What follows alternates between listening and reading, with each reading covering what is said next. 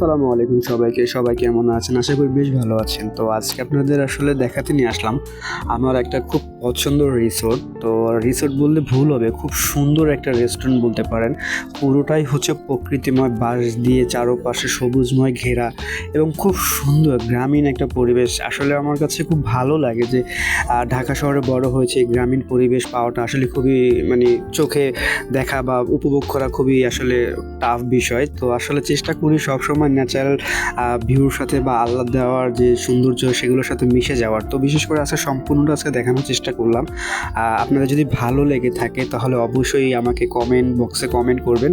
আর last moment যখন একদম ভিতরে আসলাম ক্যান্টিনের এখানে, তো আসলে এত মানুষজন এখানে বসে আপনি চাইলে একদম পুরো ফ্লোরে বসে খেতে পারবেন বা হচ্ছে চেয়ারে বসে, সুন্দর কাপল জোন আছে, খুব ভালো লেগেছে আসলে।